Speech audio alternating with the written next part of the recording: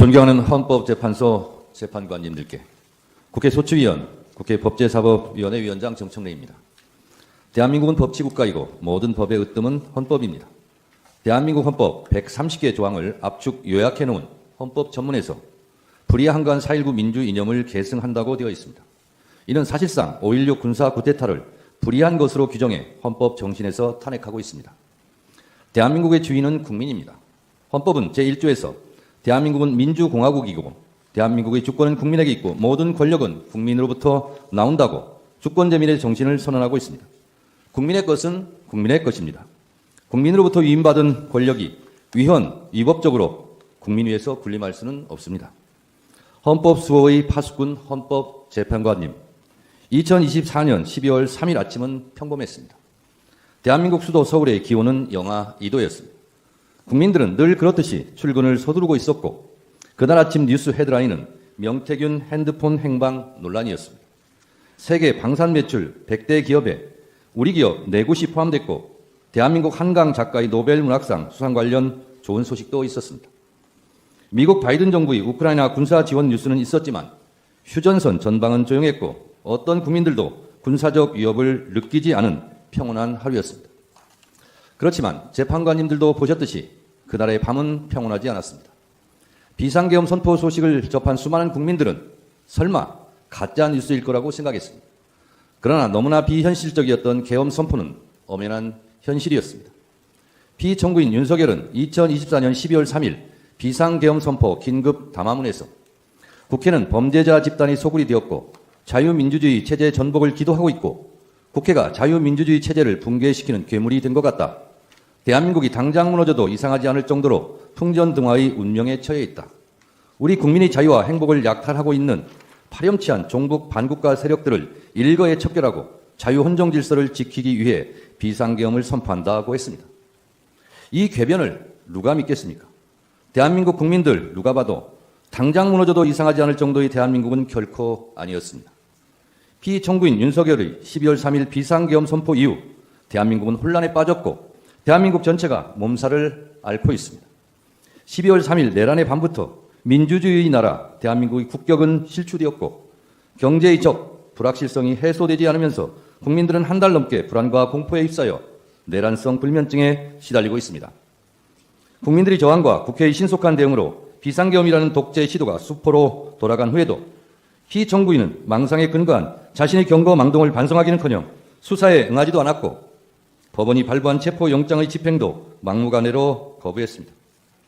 이것은 대한민국의 사법체계를 뿌리채 부정하는 것입니다. 소추위원 이전에 국민의 한 사람으로서 이런 사람이 대한민국 국정의 최고 책임자 자리에 있었다는 것이 참으로 참담합니다. 이 탄핵심판은 이런 사람을 군 통수권을 행사하는 자리로 다시 복귀시킬 것인지 말 것인지를 결정하는 재판입니다. 그 결론이 어떠해야 하는지는 너무도 자명합니다만 피청구인의 폭거로 빚어진 국가적 혼란 상태가 하루빨리 종식되어야 하므로 신속한 심리를 간곡히 요청드립니다. 헌법 수호 최고의 보루이신 헌법재판관님, 대한민국 국가 경쟁력은 바로 국민입니다. 국민들은 위대합니다. 비상계엄을 소식을 듣자마자 달려나온 국민들께서 국회 본청까지 쳐들어온 계엄군을 막아서고 장갑차 앞에서 온몸으로 저항했습니다. 국민들이 국회의원들이 본청 출입을 도왔습니다. 이처럼 국민들께서 골든타임을 확보해 주신 덕분에 국회의원들이 계엄 해제 요구안을 통과시킬 수 있었습니다.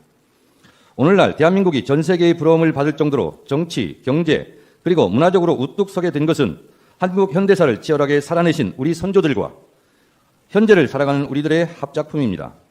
이토록 자랑스러운 대한민국을 하루아침에 전 세계 웃음거리로 만든 것이 피청구인의 비상계엄 선포였습니다. 그러나 민주주의를 지켜내려는 국민들의 열망으로 피청구인의 독재 기도를 막아낼 수 있었고 세계는 다시 대한민국 민주주의의 놀라운 회복력에 주목하고 있습니다. 이 모든 것이 국민들 덕분입니다. 국민 여러분들께 진심으로 감사드립니다. 존경하는 헌법재판관님, 피청구인은 헌법 제69조에 따라 나는 헌법을 준수하고 국가를 보위하겠다는 선서를 하고 대통령에 취임했습니다. 그러나 피청구인은 헌법을 수호하기는커녕 헌법을 유린했습니다. 대한민국의 헌법과 민주적 시스템을 송두리째 무너뜨리려 했던 피청구인 윤석열을 왜 파면해야 하는지 그 이유를 말씀드리겠습니다. 첫째, 피청구인 윤석열은 계엄의 조건을 위반했습니다. 헌법 제77조 제1항에 대통령은 전시사변 또는 이에 준하는 국가 비상사태에 있어서 병력으로서 군사상의 필요에 응하거나 공공의 안정질서를 유지할 필요가 있을 때에는 법률이 정하는 바에 의하여 계엄을 선포할 수 있다고 되어 있습니다. 대한민국은 전시 상황도 국가 비상사태도 아니었고 병력으로서 공공의 안정질서를 유지할 만큼 혼란도 없었습니다. 같은 내용을 규정하고 있는 계엄법 제2조 2항도 동시에 위반했습니다. 둘째, 피청구인 윤석열은 계엄 선포의 절차를 위반했습니다. 계엄법 제2조 제5항은 대통령이 계엄을 선포한 때는 국무회의의 심의를 거쳐야 한다. 제6항, 국방부 장관 또는 행정안전부 장관은 국무총리를 거쳐 대통령에게 계엄의 선포를 건의할 수 있다고 되어 있고, 헌법 제82조는 대통령의 국법상 행위는 문서로서 하며 이 문서에는 국무총리와 관계 국무위원이 부서한다. 군사에 관한 것도 또한 같다고 되어 있습니다. 현재까지 국무위원들의 증언에 따르면 형식과 절차에 따른 정상적인 국무회의는 없었고 현재로서는 국무회의 문서도 부존재해 보입니다. 이처럼 피청구인이 선포한 비상계엄은 내용에 앞서 절차 면에서도 전혀 헌법과 계엄법을 따르지 않았습니다. 셋째, 국회는 비상계엄이나 어떤 경우라도 침탈할 수 없음에도 불구하고 위헌 위법하게 침탈해 국회의 기능을 마비시키려 했습니다. 헌법 제77조 제5항에는 국회가 제적의원 과반수의 찬성으로 계엄의 해제를 요구한 때에는 대통령은 이를 해제하여야 한다고 되어 있습니다. 비상계엄을 해제할 수 있는 곳은 유일하게 국회입니다. 이런 국회의 권한과 권능을 방해하려고 국회를 무장병력으로 봉쇄하려 했습니다. 이는 명백한 국헌문란 행위 내란입니다. 넷째, 피청구인 윤석열의 계엄포고령 1호 제1항 국회와 지방의회, 정당의 활동과 정치적 결사, 집회, 시위 등 일체의 정치활동을 금지한다는 것은 헌법 제77조 3항을 정면으로 위반했습니다. 이 조항 어디에도 국회에 관한 특별한 조치를 할 수 없습니다. 이 포고령 1호는 정치활동의 자유, 정당 활동의 자유를 보장한 헌법 제8조, 언론 출판의 자유를 보장한 헌법 제21조 등을 명백하게 위반했습니다. 다섯째, 계엄군이 중앙선관위를 위헌 위법하게 침탈한 것도 사법부의 주요 인사를 체포 구금하려고 했던 것도 모두 헌법과 법률을 위반했습니다. 이는 헌법 제77조 제3항, 형법 제91조, 헌법 제114조를 명백히 위반했고 헌법 제105조, 제106조에서 규정한 사법권의 독립에 정면으로 위반했을 뿐만 아니라 헌법의 삼권 분립 정신에도 위배된다 할 것입니다. 이 밖에도 피청구인 윤석열은 12.3 내란 사태 이후 법관이 발부한 체포 영장마저 거부하였고 극히 일부 지지자들에게 기대어 국가 혼란을 부추기고 있고 부정선거라는 망상에 사로잡혀 있습니다. 대통령 관저 농성전 때문에 일촉즉발 무력 충돌 사태까지 염려될 지경이었습니다. 체포되는 순간까지 사법체계를 불인정했습니다. 피청구인 윤석열이 수사기관에 저항하는 것을 보면 헌법 수호 의지가 손톱만큼도 없습니다.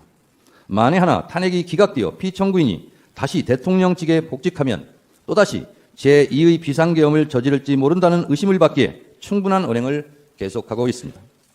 피청구인 윤석열은 지금도 비상계엄이 보도의 통치 행위로서 사법심사의 대상이 아니라는 철진한 이론에 기대어 반성과 성찰을 거부하고 있습니다. 피청구인 윤석열은 아직도 자신이 무슨 잘못을 했는지 모르고 있을 뿐만 아니라 계엄과 독재 시도를 정당화시키려는 궤변을 늘어놓고 있습니다. 그를 파면함으로써 하루빨리 대한민국을 정상으로 돌려놓아야 합니다. 위헌 위법한 비상계엄을 선포하여 피로써 지켜온 헌법을 총칼로 파괴하려 했던 피청구인 윤석열을 파면함으로써 얻을 헌법 수호의 이익이 여타의 손실보다 압도적으로 크다 할 것입니다. 프랑스 소설가 알베르 까미는 어제의 범죄를 벌하지 않는 것은 내일의 범죄에 용기를 주는 것과 똑같이 어리석은 것이다 라고 일갈한 바 있습니다. 아울러 지연된 정의는 정의가 아닙니다. 자랑스러운 대한민국 민주주의 역사의 여정에서 돌출된 헌법의 적, 민주주의 적이 다시는 준동하지 못하도록 만장일치로 신속하게 피청구인 윤석열을 파면해 주시기를 바랍니다. 존경하는 헌법재판관님들의 현명한 판결을 기대합니다. 끝까지 경청해 주셔서 감사합니다.